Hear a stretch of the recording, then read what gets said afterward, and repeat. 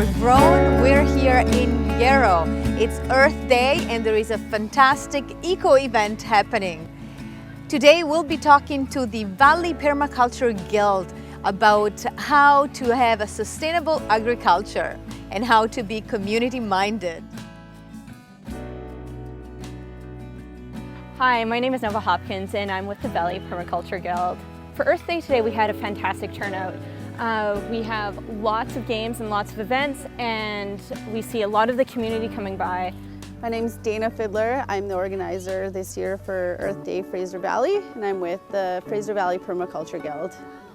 The Guild started as a need for a community group and gathering. After you take a permaculture design certificate course, we're encouraged to go back to your community and source other permies, as they would say. We met up 3 years ago, and here we are today with over 400 followers, and our guild is just growing every day.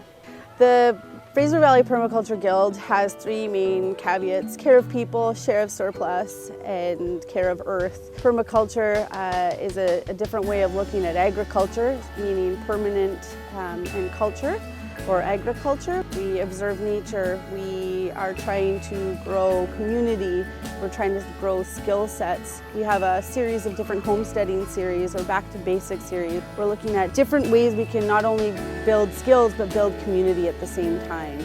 So there's salve making or soap making. We're also in the middle of helping school gardens going, so reconnect children to nature and growing, because that's really important. A food sharing program we started last year. It's called Farm to Food Bank, and we are gleaning from farmers and sharing with different partners within our community.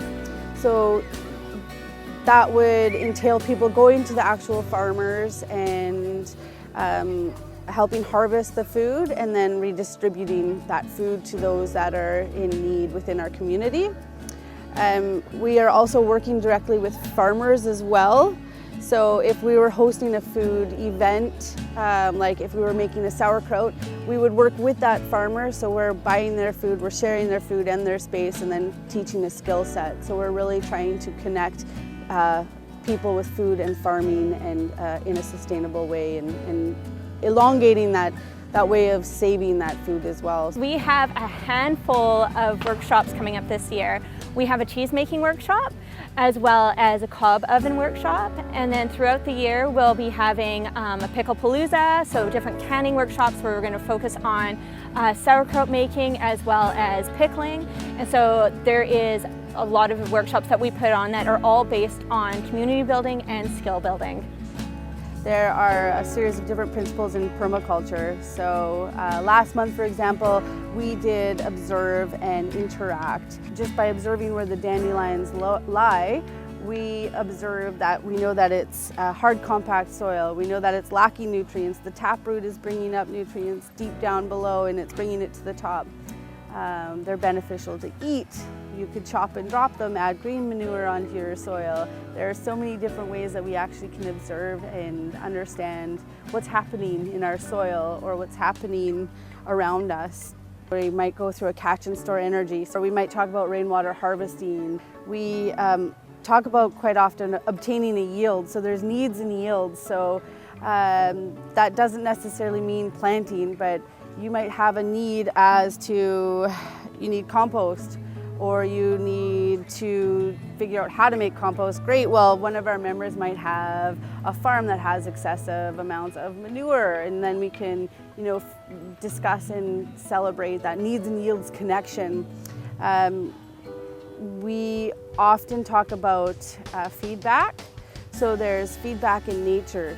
So that feedback, for example, as to way things are going or how we've done agriculture, we know that feedback doesn't work if we have to supply so many more nutrients, we have to put in new pesticides, we have to keep adding. We know that feedback, it's broken. Or even feedback in our group. We talk about produce no waste, so that is a big thing. We want to be environmentally aware and conscious.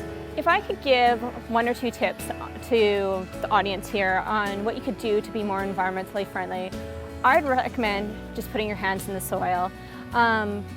grow your own food, even if it's a small container and you have a minimum space. Another tip would be to look at agriculture differently and ask questions about where your food is coming from, who your food is coming from, and how it's being grown. So if that is going to your local market and asking them those questions, or actually going to your farmer's market and meeting those farmers and shaking their hands. But taking that ownership over your food, I'd say, is one big item that you can do. Connect with nature and just be more aware of your surroundings. Buy local, whether it's food, whether it's clothing, support your local community, and I think that's two really easy ways of being more environmentally aware. Permaculture has affected my life in just the lens that I see the world through. So everything that I do, I think of it in a permaculture way, using that philosophy and that process. It's all about our three ethics, which are earth care, people care, and return a surplus. So it's always asking, how can I give back, and how can we better our community using those three ethics? Permaculture has affected my life in many positive ways. I've been able to connect with so many more like-minded people. I've been able to build my skill sets. I've been able to share, which is really amazing. And we always have a share of surplus table, which is pretty neat. So we're able to always have this kind of give and take relationship, which is very important in a community. So if you have something to give, make sure that you do so, and you know, it always comes back. So it's affected my life in many positive ways. So if you're looking at learning more about permaculture, the Fraser Valley Permaculture Guild, you can check us out at valleypermacultureguild.com. You can join our membership online. You can join us also at a monthly gathering, join our email list. And next month, May, we are actually going to be taking a tour at the food forest in the Yarrow Eco Village. So that would be a great way to introduce yourself to the Guild, would be to come to that first meeting. It's a pretty big eye-opener to see how new things are being done, or food forests. You can learn about permaculture anywhere, but as for our valley, I suggest going to valleypermacultureguild.com. Well, thank you so much for joining us today on Grown. Remember to like us and follow us on Facebook, and I'll see you next time on Grown.